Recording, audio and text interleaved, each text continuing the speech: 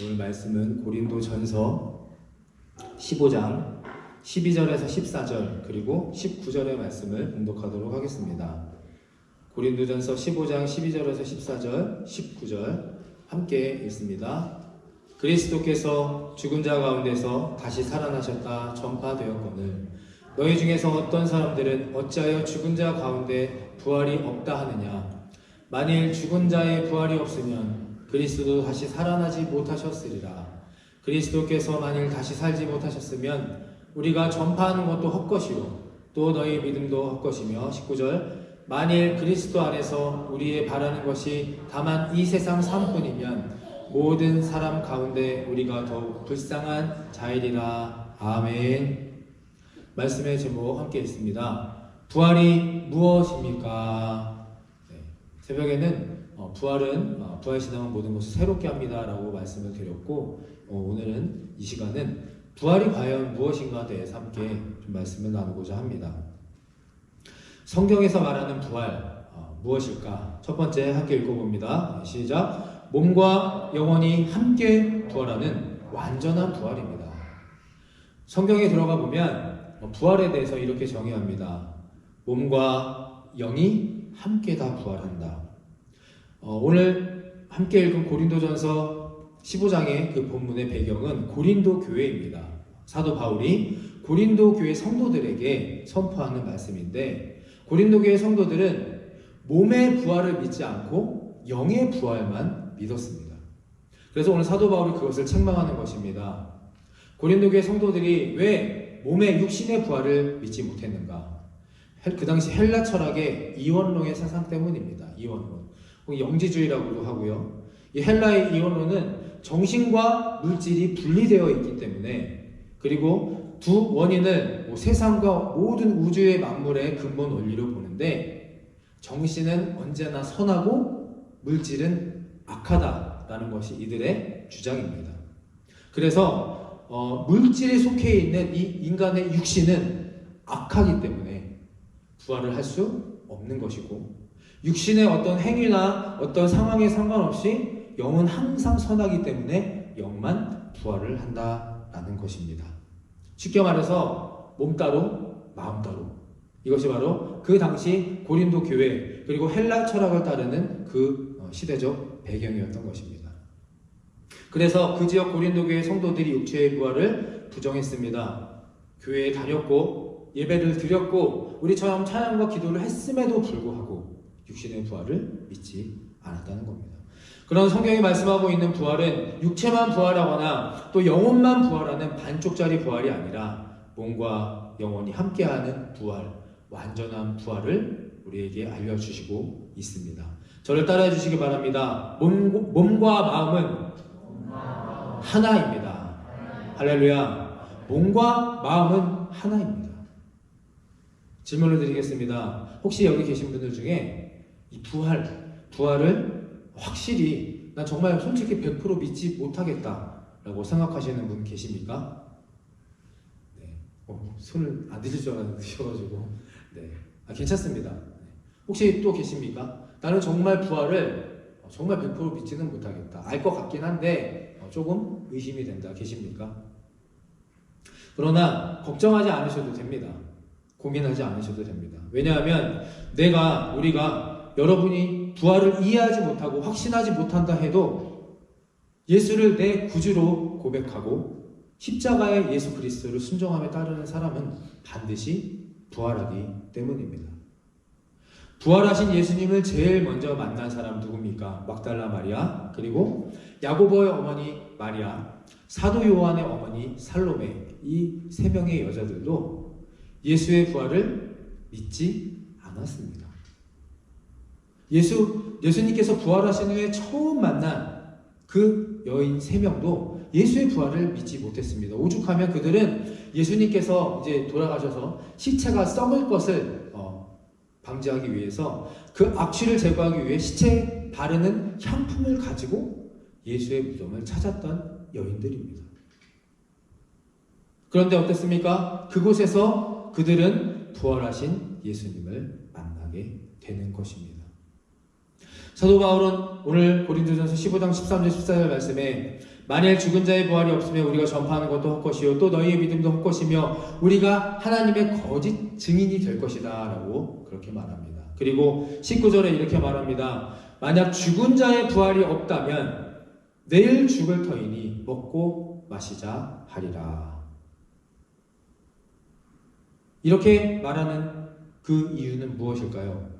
부활이 있다는 겁니까? 없다는 겁니까? 부활은 있다는 겁니다. 만약에 정말 부활이 없다, 육신의 부활만 있다, 영의 부활만 있다, 불완전한 부활이 있다면 우리 헛인생, 헛믿음을 가지고 이곳에 앉아있는 겁니다. 거짓 증인으로 우리는 인정될 것이고, 그러면 가장 좋은 게 뭡니까? 부활이 없는데 그냥 오늘 먹고 마시고 즐기며 내가 하고 싶은 대로 살아가는 것이 지혜로운 삶이 아니겠습니까? 그것이 없다면 저와 여러분이 왜 참고 절제하고 인내하며 그렇게 살아가겠습니까?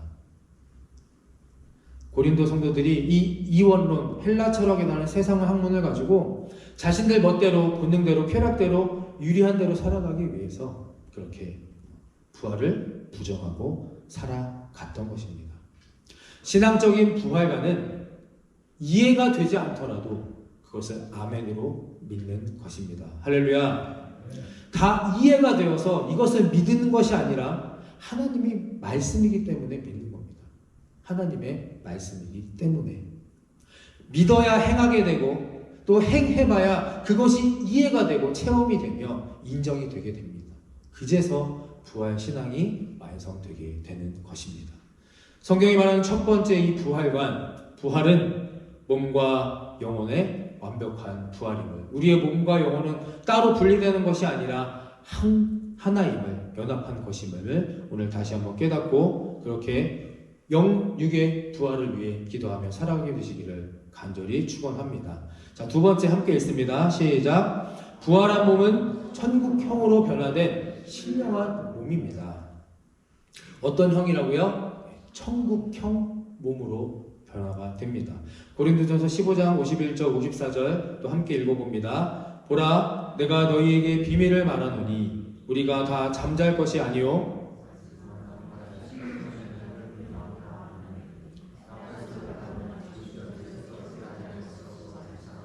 우리도 변화되리라. 이 썩을 것이 반드시 썩지 아니할 것을 입겠고 이 죽을 것이 죽지 아니함을 입으리로다. 아멘.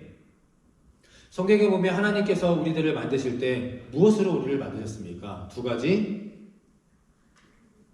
네. 이래서 제가 또 다시 설명을 드려야 할 것 같습니다.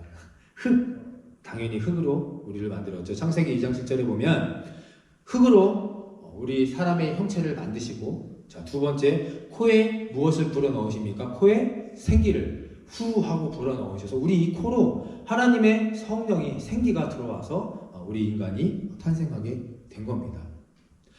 흙이란 물질은 인간의 육신을 만든 재료이고 코에 불어넣은 생기는 인간의 영혼이 되는 것입니다. 그러므로 사람이 만약에 이제 죽었다, 우리가 죽었다라고 하는 것은 영혼과 이 육신이 분리된 상태를 말합니다. 영과 육이 분리된 상태. 인간의 영혼은 죽음과 동시에 하늘나라로 올라가고 육신은 어떻게 됩니까? 땅에 묻히게 되죠. 이것이 우리의 죽음입니다. 그리고 예수님께서 마지막 날 심판한 위에 이 땅에 재림하실 때 땅에 묻혀 잠자고 있던 우리의 이 육신이, 성도의 육신이 부활하여서 그때서 비로소 영육의 결합으로 부활이 완성되는 것입니다. 자, 그렇다면 여기서 의문이 생기죠.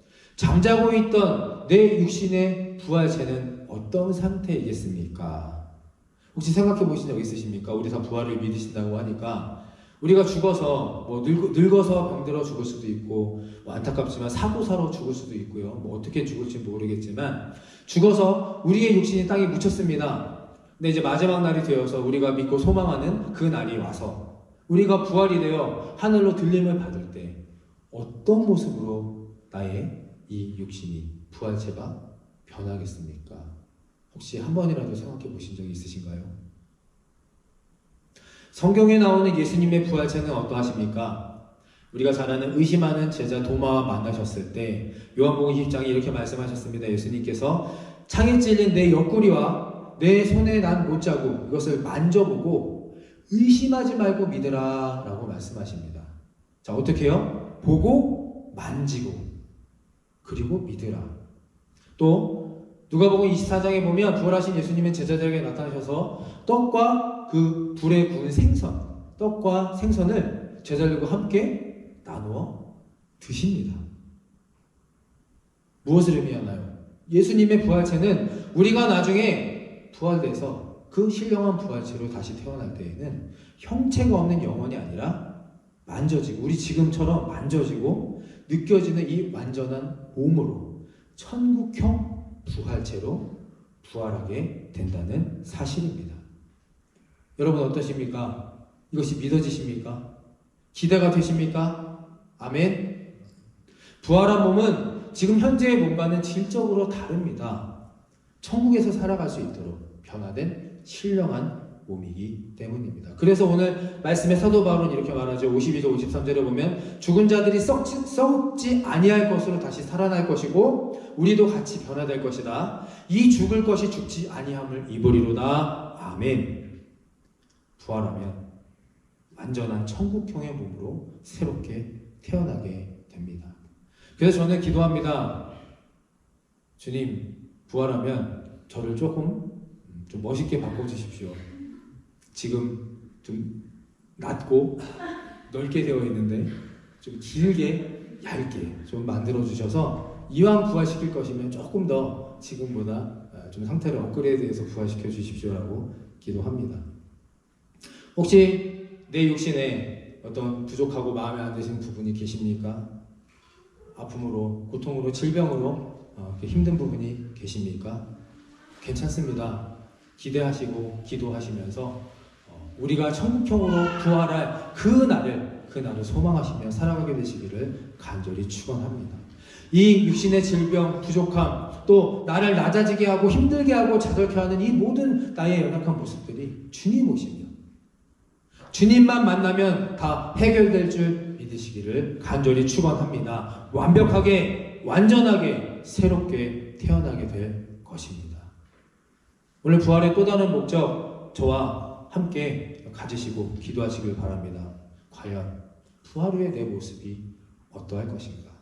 가장 아름답고 예쁘고 멋진 모습일까? 아니면 어떤 모습으로, 내가 상상하는 그 모습으로 태어날 것인가? 궁금하시다면, 의문을 가지신다면 꼭 부활하시기를 간절히 축원합니다. 자, 두 번째, 성경이 말하는 부활관, 천국형의 신령한 몸으로 변화될 것입니다. 아멘. 자, 세 번째 함께 읽습니다. 시작. 모든 사람의 부활 목적이 다릅니다. 사도행전 23장 15절 제가 읽습니다. 그들이 기다리는 바 하나님께 향한 소망을 나도 가졌으니 곧 의인과 악인의 부활이 있으리라 함이니이다. 요한복음 5장 29절 함께 읽습니다. 시작.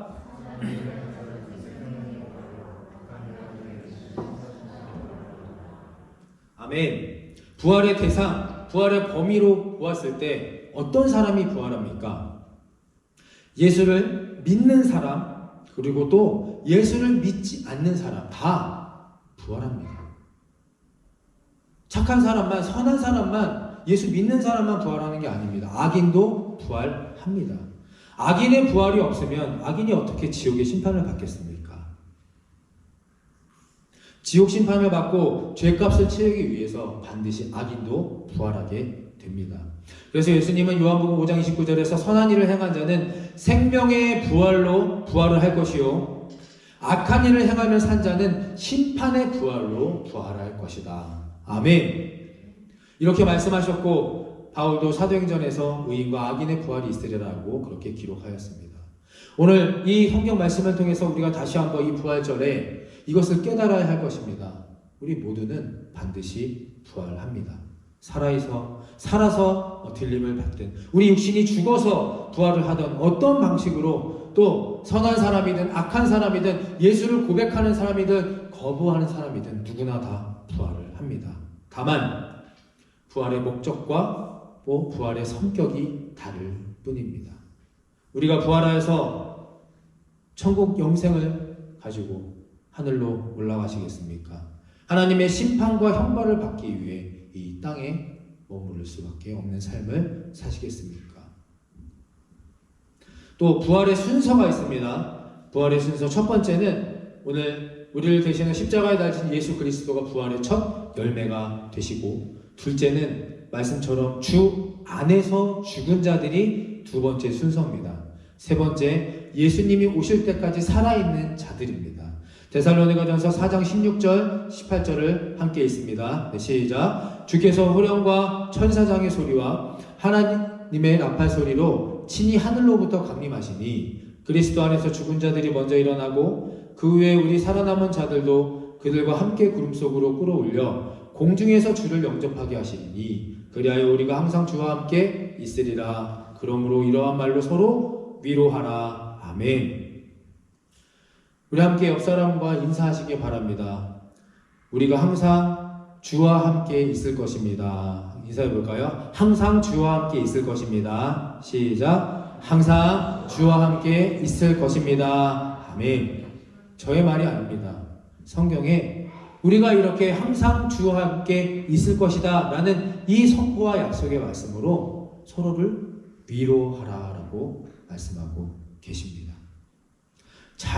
예수 잘 믿다가 죽어서 무덤에 장사된 자들이 그날 가장 먼저 부활할 것이고, 두 번째, 예수님 오실 때까지 살아있는 자들이 순식간에 한순간에 신령한 몸으로 변화되어서 엘리야나 에녹과 같이 살아있는 이 몸으로 하늘나라로 올라가게 될 것입니다. 오늘 이 말씀을 통해서 마지막 날 심판이 형벌이 아닌 축복과 은혜와 사랑의 칭찬을 받을 수 있도록 힘을 얻고 위로를 받으시고 그렇게 결단하며 살아가게 되시기를 간절히 축원합니다. 말씀을 정리합니다. 우리 기독교는요, 부활의 종교입니다. 부활을 빠뜨리면, 부활을 거부하고 의심하면 기독교가 아닙니다. 부활을 부인하는 자는 사탄 마귀 적 그리스도입니다. 그래서 우리가 이 부활에 대해서 알아야 합니다. 반쪽짜리 부활 없습니다. 몸과 영혼 완벽한 연합으로 함께 신령하게 부활하는 천국형 부활체가 됩니다. 소망과 믿음의 확신을 가지고 오늘 이 부활절 예수 그리스도의 십자가를 바라보게 되시기를 간절히 축원합니다. 우리에게는 가장 확실한 부활의 증거이자 모형이신 부활의 첫 열매 되시는 예수 그리스도가 언제나 여러분과 또 그리고 저와 우리 모두와 항상 함께 하시는 줄 믿으시고 감사하며 오늘 이 하루를 지나가게 되시기를 간절히 축원합니다.